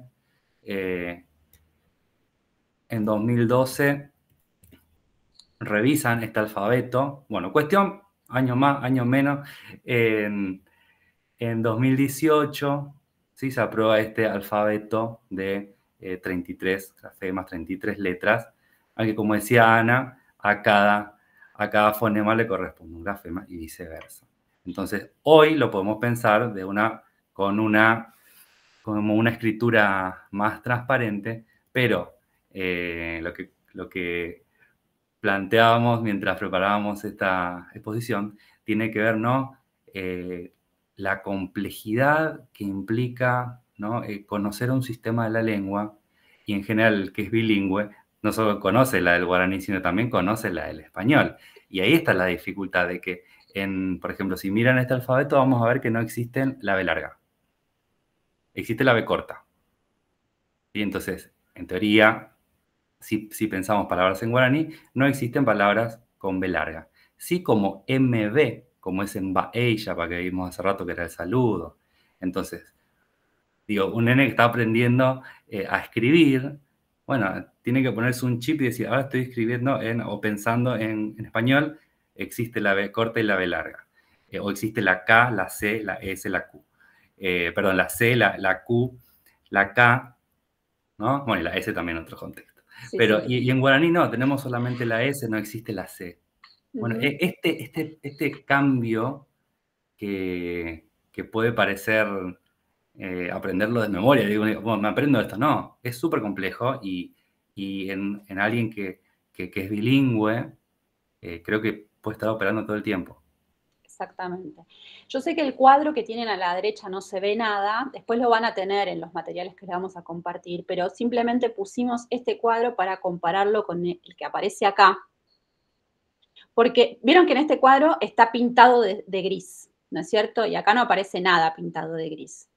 En el cuadro de fonemas y grafemas del español, lo que aparece pintado de gris justamente son las rupturas que tiene el español en este principio de biunivocidad. Porque si tenemos que comparar el español con el guaraní, el español no es tan transparente como el guaraní en cuanto a su ortografía, porque no hay 33 fonemas con 33 grafemas, ¿sí? Sino que hay algunos fonemas que son representados por más de un grafema, como decía recién Dani, en el caso de la bilabial, ¿sí? La bilabial, la B, bilabial oclusiva sonora, tiene dos grafías, la B larga y la B corta, ¿sí? O, por ejemplo, la velar también sonora, la de gato, ¿sí?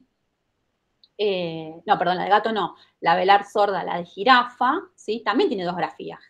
Gigante se escribe con G, jirafa se escribe con J, ¿no? Entonces, hay una serie de situaciones que se dan en español, que no se dan en guaraní, que nosotros las explicamos desde esta progresión de la que habla Soares, el progresivo dominio, dice ella, del principio alfabético al principio ortográfico.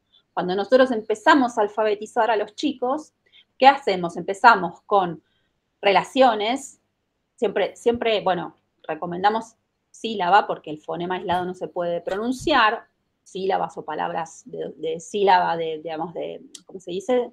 Sílaba directa, consonante vocal, como papa, pata, pato, bueno, ese tipo de palabras, en las que la relación fonema-grafema sea regular, ¿sí? Para después ir pasando paulatinamente a aquellas relaciones que no son regulares, pero que sí se pueden explicar por reglas, ¿sí? O sea, que no son biunívocas, pero sí se pueden explicar por reglas. ¿Cómo explico, por ejemplo, la diferencia entre el uso de la C en casa y la Q en queso? Bueno, por la vocal, ¿no es cierto? Por la combinación con la vocal. Kakoku va con C, lo dije bien, ¿no? Keki va con Q. Entonces, eso es una regla. Está bien, se rompe el principio de biunivocidad, pero lo puedo razonar, lo puedo explicar, ¿sí? Ahora, ¿por qué escribo vaca y con B corta y barco con B larga? No tiene una regla. Eso ya viene de la historia del español, ¿sí? Entonces, eso es lo último que voy a explicar, ¿sí? Ahora, si nosotros vemos algunas escrituras de estudiantes que son hablantes del guaraní, lo que empiezan a aparecer es estas cuestiones que decía Daniel de convivencia de los dos sistemas de escritura, ¿no es cierto? Entonces, por ejemplo, acá en esta receta, no es una receta, ¿no? Habla del ajo, responde oralmente por escrito la siguiente pregunta. Entonces, en un momento dice que el ajo tiene gusto fuerte y pica, ¿no? Y pica está escrito con K. ¿Por qué ¿Por qué opta por la K? Bueno, puede haber varias razones, ¿sí? Le podría pasar a un chico que no es bilingüe en guaraní, que solamente habla español, de poner la K también, ¿no es cierto? Podría pasar en un momento en el que se está alfabetizando, porque hay un momento donde hay como una transferencia del habla a la escritura que es muy directa. Bueno, me suena esta, pongo esta, ¿no? Pero bueno, lo que hablábamos preparando esta presentación con Daniel es que en el guaraní no existe otra grafía que no sea esa para representar ese sonido, ¿sí? Entonces, volvemos al principio de la presentación. No es que no sabe escribir, ¿sí? Bueno, primero que está aprendiendo a escribir, ¿no? Pero vamos por ahí. Pero no es que, bueno, no sé, escribe así porque no sabe hablar. No, porque está justamente en su mente conviviendo dos sistemas de escritura, y tiene que hacer esas relaciones y ese pasaje. Entonces, hay cuestiones que si uno sabe de dónde vienen, cuál es el origen, por qué puede ser que escriba pica con K y no con C, nos pueden ayudar como docentes a pensar qué es lo que tenemos que explicar ahí. ¿No es cierto? No decir está mal. Bueno, no. Hacer las correlaciones. Decir, bueno, mira, vos lo escribiste con K, pero aparte justo la K, en nuestra lengua, en el español, no tiene alta frecuencia. Aparecen pocas palabras, ¿no es cierto? O aparecen mucho más la C y la Q. Bueno, ¿cuáles son las palabras que aparecen con K en español y cuál es la regla de la C y la Q, por ejemplo, ¿no? ¿Para qué? Para que por lo menos en otra instancia, cuando tenga que volver a escribir, que el ajo es fuerte y pica, por lo menos que lo pueda pensar, ¿no es cierto? Que pueda traer, ¿no? En esa convivencia de sistemas, traer algo más que lo que el sistema de guaraní le da, ¿no? Bien. Dani, ¿querés decir algo acá o paso al otro? No, seguí. Bien, acá tenemos otro ejemplo, la receta de la sopa paraguaya, donde encontramos dos escrituras que llaman la atención. En primer lugar, bueno, algo que le pasa a todos los chicos que están en proceso de alfabetización, que es la ausencia de la H, de la grafía H. En el caso de los chicos que solo hablan español, bueno, es un grafema que tarda en aparecer porque no representa ningún sonido, ¿no? Entonces, hay que enseñar también las palabras que se escriben con H.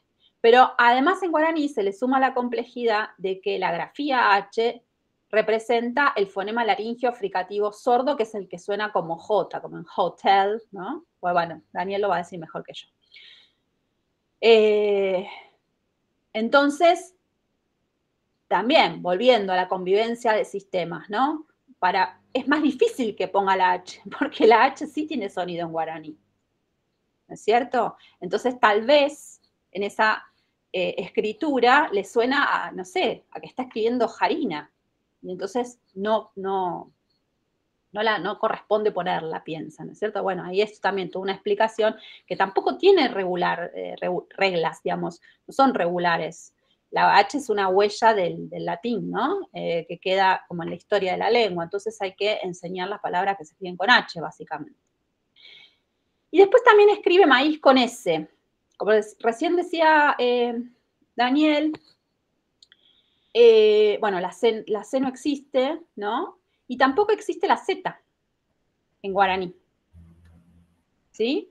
Y además, en nuestro español, en el español de América, nosotros somos cesiantes. ¿Qué quiere decir que somos cesiantes? Que no hacemos diferencias de pronunciación entre la S y la Z, ¿no? No decimos zapato, como dicen algunos hablantes de la península ibérica, sino que zapato y sapo suenan exactamente igual, con lo cual no hay una pista fonológica de cuál es la grafía que corresponde poner en cada palabra, que los españoles que sí hacen esa diferencia de pronunciación la tienen, ¿sí? Porque zapato se escribe con Z y cielo, ¿no? O sea, se escribe con C. Y la Z y la I, la Z y la E nunca se combinan, ¿no? Entonces, cuando digo cielo, es C, ¿no?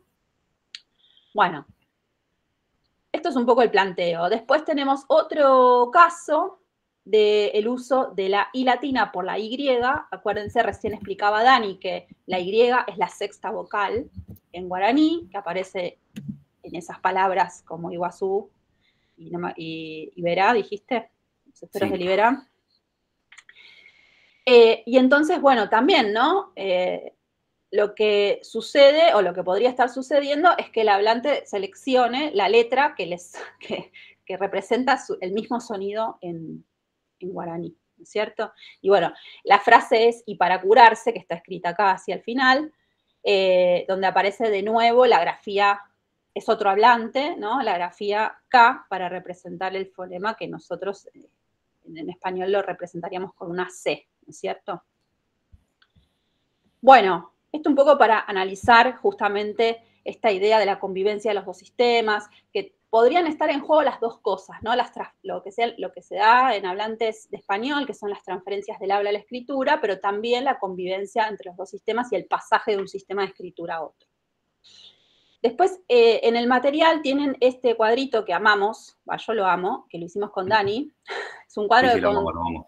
Es un cuadro de consonantes, donde tienen ahí las consonantes que se comparten en las dos lenguas, por ejemplo, la P, ¿sí? Con palabras, obviamente que las palabras en español las dije yo y ustedes las saben pronunciar, pero está el contraste, si apretan el botoncito acá, está la pronunciación en español y cómo se pronuncia en guaraní. Entonces ahí tienen, más allá de la pronunciación, digo, tienen como en el cuadro una sistematización, podríamos decir, de cuáles consonantes se comparten en las dos lenguas y cuáles son propias del español y cuáles propias del guaraní, ¿sí?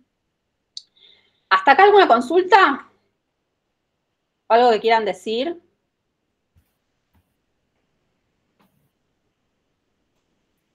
No. Si no quieren hablar, también pueden escribirlo en el chat. Sí, pueden escribir en el chat. Bueno, pensando ya, por ejemplo, en segundo ciclo, que a veces faltan propuestas para segundo ciclo, pensamos en una posibilidad que tiene que ver con plantear cómo trabajar el género gramatical, justamente por esto que venimos diciendo, porque se ven, ¿sí? Esto también lo sacamos de este material para docentes, se ven problemas de concordancias en género, ¿no? Entre el sustantivo y el artículo, o entre el sustantivo y el adjetivo, ¿sí? Los ejemplos son del libro, uno es Soñó que la luna y el nube, y otro es Son aquellos ciencias. Entonces, un poco es pensar por qué pasan estas cosas, ¿no es cierto? ¿Por qué aparecen este tipo de escrituras? Entonces, si vamos al español, ¿qué pasa en el español? El español manifiesta género de manera redundante en el sintagma nominal, ¿sí? Los sustantivos, que son, digamos, las palabras que designan el objeto del que se va a hablar, o la entidad, o el sentimiento, la idea, lo que sea, solamente, digamos, flexionan en género cuando están motivados por el sexo del designado. Es decir, que yo puedo tener niño, niña, ¿sí? Esa posibilidad de flexionar el sustantivo porque hay un designado que es un ser sexuado, perro, perra, gato, gata, pero después los sustantivos son femeninos o masculinos, pero no flexionan, ¿sí? Si yo digo mesa, no puedo pensar que la A está marcando el género femenino porque no existe meso. Entonces no hay flexión, es parte de la raíz, ¿sí? Entonces, ¿cómo puede manifestar el género el español? Bueno, el género en español se puede manifestar a través de un morfema de género, que es esta terminación de la palabra, a o, bueno, el femenino tiene varios alomorfos, ina, esa, is, etc. También puede manifestar el género a través de una palabra, o sea, de manera léxica, ¿sí? Por ejemplo, en el caso del ejemplo 2, yo les puse ejemplos de noticias, tomé este ejemplo que, bueno, puede ser controversial, pero me sirve porque ideológicamente, justamente, fíjense, el diario La Nación, cuando habla de Traniela, usa la forma no flexionada, ¿no? La piloto trans. Pero Traniela, cuando habla de sí misma, dice una pilota trans, flexiona la palabra, ¿sí? ¿Por qué piloto es masculino? Es una cuestión cultural, ¿no es cierto? Es porque, como pasa con otras palabras como bombero o albañil, ¿no es cierto? Que son tradicionalmente son oficios que realizaban los varones, bueno, presidente también es una, ¿no? Que realizaban los varones y que los cambios sociales hicieron que aparecieran en esos espacios profesionales u oficios mujeres o personas trans, y entonces empezaron a aparecer las formas femeninas, ¿sí? Por eso digo, ¿no? Como que usar el masculino o usar el femenino también es una posición ideológica, ¿no? Y bueno, no es casual que el diario diga piloto y que la misma persona se diga a sí misma pilota, ¿no? Entonces tenemos distintos procedimientos para manifestar el género. Dijimos morfema, dijimos léxico, mujer contrasta con hombre, ¿sí? El género está en la palabra, mujer, hombre, caballo, yegua, toro, vaca, ¿sí? Y también tenemos una forma sintáctica, o sea, si el sustantivo no muestra el género, como en el caso de mesa, le pongo un artículo, la mesa, entonces el artículo en el sintagma me va a mostrar el género del sustantivo, ¿sí? ¿Qué pasó? me equivoqué, me fui a cualquier lado. Fuiste para atrás. Ahí, bueno.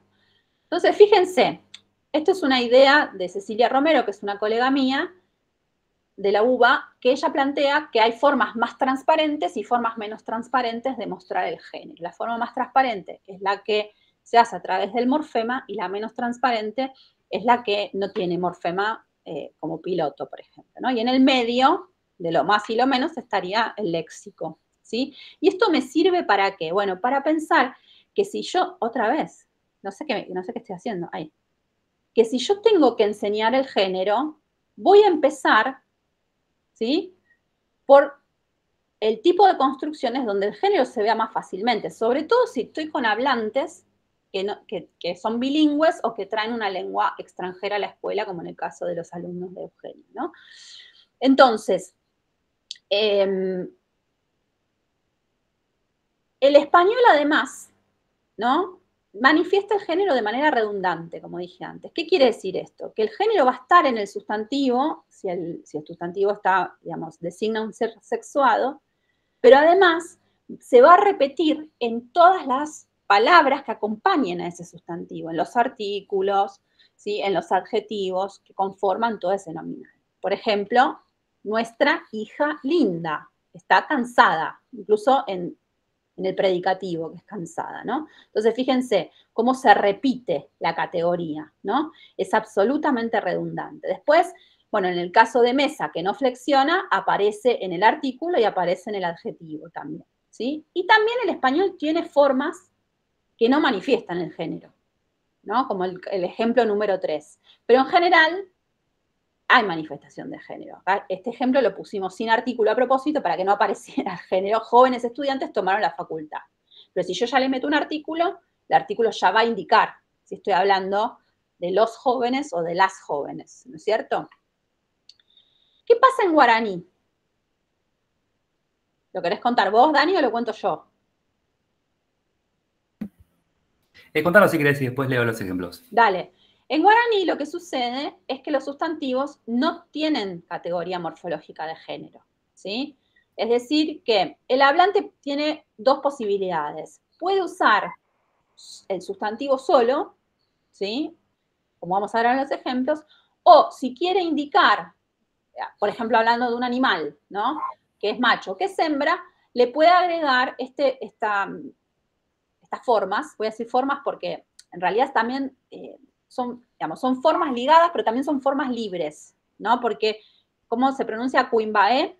Cuimbaé, sí. Cuimbaé es varón y cuñá es mujer.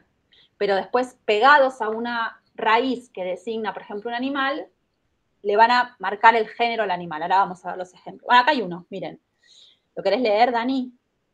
Peteí yagua cuñá, dice ahí. Claro. Eso significa un perro hembra o una perra, ¿no? Pero también podríamos decir yaguá solamente, ¿no?, que es perro. Bien, los Sí. adjetivos no marcan tampoco el género, ¿sí? Y los pronombres tampoco tienen marca de género. Entonces, ahora vamos a ver, ahí está, todas las posibilidades. ¿Las querés ahora explicar, Dani? Ahora sí. Sí. Bueno, fíjense que tenemos, por un lado, la palabra membú, con esta Y, esta vocal que dijimos que es particular del guaraní. Membú, que a su vez es hay dos cuestiones importantes a señalar. Es una palabra que utiliza la madre, así que utilizan las mujeres, ¿sí?, para nombrar los hijos. Ahora vamos a ver si es un hijo o una hija.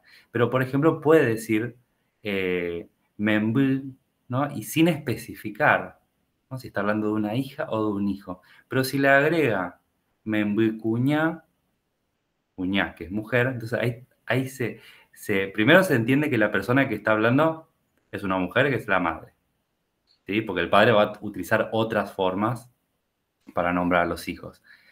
Y en el otro ejemplo, que dice membú cuimbaé, ¿sí?, entonces está haciendo referencia a su hijo, al hijo, pero esta particularidad, ¿no?, del guaraní no la tenemos en español, ¿no?, de poder nombrar un bueno, como decíamos en el caso de hijo o de perra o perro o un animal, sin indicar el género. Algo así es lo que estamos conversando, ¿no? O sea, no tenemos esa posibilidad. De ahí que surja el lenguaje inclusivo, justamente, porque no existe la posibilidad de no, en español, de usar la palabra, bueno, podemos usar hije ahora, pero digo, de no decirlo de manera femenina o masculina, ¿no? El binarismo en la lengua que tenemos nosotros, ¿no? Entonces, sí. Y en ese sentido, sí, es importante lo que comentabas, porque hay copia en el chat, ¿no? El pronombre de tercera persona en singular, que es jae, fíjense cómo se escribe, H-A, puso el apóstrofo, y la letra E, jae puede indicar tanto un él o un ella. Uh-huh. Entonces, eso, el contexto o la importancia de entender cómo viene la conversación o a qué está haciendo referencia, es una particularidad que puede parecer menor, pero a su vez en estas situaciones o en estos ejemplos vamos a ver que da una pauta y es un cambio, es una forma distinta de entender en realidad el lenguaje. Exacto.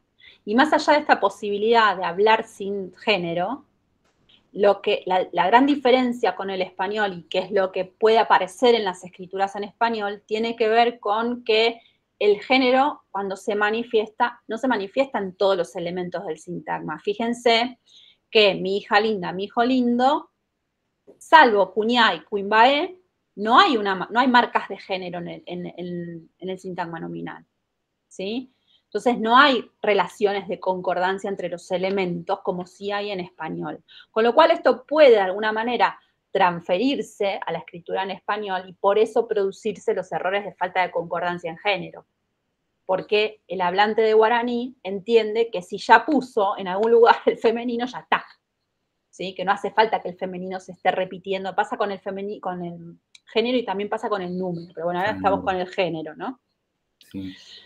Entonces, bueno, un poco lo que les quería mostrar, yo por ejemplo en primer año, en el secundario, trabajo mucho con los chicos biografías, que también es una idea de Cecilia, de mi colega, porque en las biografías aparecen, bueno, distintos sintagmas nominales para nombrar a la persona biografiada y entonces uno puede ir recuperando morfemas de género, ¿no? Acá pegué un pedacito muy cortito de la entrada de Wikipedia de Alfonsina Storni, fue una poetisa y escritora argentina vinculada con el modernismo, ¿no? Entonces, una posibilidad sería, que esto se trabaja en la escuela con todos los chicos, es, bueno, en estos nominales que nombran a la biografiada, bueno, ¿dónde está el género? ¿No? ¿Dónde se marca el género femenino? ¿Cuáles son las terminaciones donde aparece lo femenino? ¿No? Y, bueno, que las puedan identificar, ¿no es cierto? La A de una, Isa en poetisa, bueno, A de escritora, A de argentina. Si vamos un poco lo que queremos proponer, que es la comparación de las lenguas, ¿sí? Lo que vamos a ver es que en guaraní, bueno, primero, ¿cuáles serían en guaraní? O sea, identificamos en español, ¿cuáles serían en guaraní las partes que indican género? ¿Sí? ¿Se parecen a las del español? Sí, no, ¿por qué? ¿Cierto? Entonces, si yo comparo lo que les decía recién, ¿no? Si comparo mi hija linda en guaraní con una poetisa y escritora argentina, lo que voy a ver es que en mi hija linda solo aparece el femenino cuña y en una poetisa y escritora argentina aparecen todos los elementos del sintagma, ¿sí? Es un poco la idea, ¿no? Como ver, bueno, qué pasa en una lengua y qué pasa en la otra, y armar pequeñas reglas, ¿no? Que las puedan armar los mismos chicos, ¿no? Algo así como, mientras que en guaraní la presencia de cuñá o cuimbaé indica género femenino o masculino respectivamente, el español necesita marcar el género en todos los elementos, ¿no es cierto? ¿Sí? Como sucede en la gata blanca, por ejemplo. Asimismo, mientras el guaraní no necesita expresar género cuando el sustantivo está empleado de manera genérica o indefinida, como ¿cómo era? Hijo sin género. Eso. El español no puede no usar género en los nominales, ¿sí? Y ahí, bueno, como sucede en una niña buena y un perro feo, qué sé yo, para que completen ellos, ¿sí? Pero un poco empezar a pensar en estas relaciones, en estas comparaciones entre los sistemas, para poder favorecer justamente esos pasajes, ¿no? Y que acá ganamos todos, o sea, ganan los estudiantes que no hablan guaraní, ganan los que hablan guaraní, porque lo que estamos generando es una reflexión metalingüística que redunda en un beneficio también para la reflexión acerca del español. Porque muchas veces, como nosotros somos hablantes del español, nos cuesta tomar distancia y de alguna manera como extrañar la lengua y darnos cuenta esto, ¿no? Que el género está ahí en todos los elementos. Si no nos ponemos a reflexionar sobre eso, no aparece, ¿sí? Porque lo decimos todo el tiempo, entonces no tomamos distancia. En hacer ingresar otra lengua, ¿sí? En la comparativa, permite que los chicos empiecen a ver estas cuestiones también en español. Dani, Anabela, nos quedan 5 minutos. Sí, ya sé. Bueno, cerramos, ¿sí? Un poco retomo la frase del inicio de que no se puede amar lo que no se conoce, porque justamente lo que queremos proponer son formas de abordaje de las lenguas, como para poder saber más de las lenguas, y entonces generar este camino hacia la valoración que están proponiendo los diseños curriculares, pero con propuestas más concretas, ¿no? Como pensar concretamente en cómo llegar a ese lugar, ¿sí? Entonces, bueno, queremos salir de lo declarativo, de lo puramente declarativo y contemplativo, y construir propuestas que logren poner en valor las lenguas minorizadas, desde un lugar de conocimiento y reflexión, ver la riqueza que tiene, por ejemplo, el guaraní para expresar sentidos, ¿no? Significados, y que este tipo de actividades generen, digamos, un respeto y una relación por todas las lenguas, no solamente por las lenguas, digamos, más hegemónicas o consagradas. Y otra vez me fui, no sé por qué aprieto un botón que no sé cuál es. Bueno. Vos querés seguir por eso. Ahí estamos. Bueno, ahí llegamos con lo justo. No sé si alguien quiere decir algo antes de que les dejo acá lo prometido. Sí, ahí. Como para que escaneen y tienen ahí un recursario con un montón de cosas. Algunas les van a servir, otras no, pero bueno, está bueno como, me parece como regalito por haber participado de la reunión, que tengan ahí listados un montón de materiales. Ahí, Dani, sí, también lo compartí acá por el chat, ¿sí? Bueno, es un listado de materiales didácticos, sí, tenemos de Provincia de Buenos Aires, de Cava, de Entre Ríos, Corrientes, algunas canciones, ¿sí? Y algunos materiales audiovisuales también como más periodísticos o cortometrajes, trailers, ¿sí? Una serie de materiales que creemos que pueden servir para que esto siga, para seguir pensando estas cuestiones. Tenemos un comentario en el chat de Cintia Audicio que dice lo siguiente: hola, gracias por tan lindo encuentro. ¿Piensan que la transferencia viene del sistema de escritura del guaraní? En definitiva, creo que lo que me pregunto es si los niños migrantes han tenido alguna exposición al sistema ortográfico del guaraní. Y algunos sí. Ah, no está Cintia, ahora se fue. Después después saludó y dijo que veía la grabación al final. Así que si le quieren contestar, igual ella va a escuchar después. Sí. No sé, Dani, si querés contestar vos eso. Sí, a ver, yo creo que en cada caso, obviamente, eso puede variar. Por lo pronto, lo primero que se me viene a la mente es, incluso desde el paisaje lingüístico, ¿no? Pensar estos cambios, estas modificaciones, con un ejemplo muy, muy concreto que también lo agrego acá en el chat, ¿sí? Como mencionaron, yo soy de Caguazú, sí, que por muchos años podríamos decir que se escribió de la primera manera, como les dije, que tiene C y tiene Z, es decir, está mal escrito actualmente. Entonces, la nueva cartelería, la nueva grafía, aunque el nombre en sí con C es muy fuerte todavía, persiste de esta manera. Entonces acá tenemos otra versión que tiene puso, tiene la K y tiene una S. O sea, cambia 3 letras, ¿no? Digo, desde lo visual, desde el paisaje y bueno, la presencia de la escritura, en el caso de Paraguay o otros lugares, que empieza a ser, bueno, en Corrientes también, ¿no? En las cartelerías, en los nombres de las escuelas, de los lugares, las marcas. Creo que, bueno, en un punto puede ser que se mezcle todo en realidad, pero me parece que en alguna forma está latente esto. Sí, también imagino que también depende de cuándo, si son migrantes, de cuándo se dé la migración, si fueron a la escuela bilingüe en Paraguay, si están alfabetizados en guaraní, pero me parece también que, por lo que vimos en los escritos, a veces también algunas de las decisiones en las escrituras son las, digamos, que se conciben como errores, son los mismos errores que hacen los hablantes monolingües de español, ¿no? Entonces, que podrían tener que ver también, o sea, podrían venir del sistema del guaraní, pero también podrían tener que ver con las irregularidades del español, ¿no? Y con esto de aprender justamente el principio ortográfico en español, ¿no? Tal cual, sí. Bien, muchas gracias Daniel y Anabela. Recuerden que si quieren el certificado tienen que cliquear allí donde dice actividad 201. Recuerden acreditar su participación en el siguiente link que Viviana dejó pegado en el chat.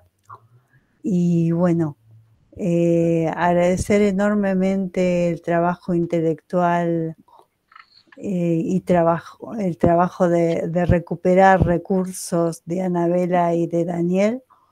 Agradecer todo el tiempo que le han puesto para preparar esta presentación y agradecerles enormemente que nos dejen material para seguir buscando, para seguir indagando y para seguir preguntándonos cosas. Bueno, yo quiero agradecerles a todos y a todas las que estuvieron presentes. Nos quedamos cortos con el tiempo, como siempre, pero bueno, si quieren hacer alguna consulta o algo, les puedo dejar acá el mail, o si quieren preguntar también por algún otro material, ¿no? Qué sé yo, de español, de género, lo que sea, también me pueden escribir, ahí lo dejo. Y bueno, y está re bueno que podamos intercambiar, ¿sí? Porque son cosas que hay que pensar desde el trabajo docente y que se piensan colectivamente, ¿no? Porque ninguno de nosotros tiene todas las situaciones, ¿no es cierto? Cada uno trabaja con una situación en particular y escuchar al otro, aprender del otro, también nos hace pensar en las propias prácticas y en lo que nos pasa a cada uno en nuestra labor. Así que, bueno, gracias por estar. Sí, gracias por sumarse y estar acá para seguir pensando estos temas, ¿no? Que queda muchísimo por recorrer todavía. Estamos en este camino con Ana y, bueno, con otros colegas más también. Bueno, muchas gracias a ambos por todo lo que nos han ofrecido. Muchas gracias a los participantes. Y recuerden que va a quedar grabada todo el conversatorio en la página de UNIPE, en YouTube. ¿Sí? Así que después lo pueden recuperar de allí. Bueno. Nos estamos viendo. Muchísimas gracias. Muchas gracias. Un abrazo grande. Un abrazo. Gracias. Chao. Chao. Chao.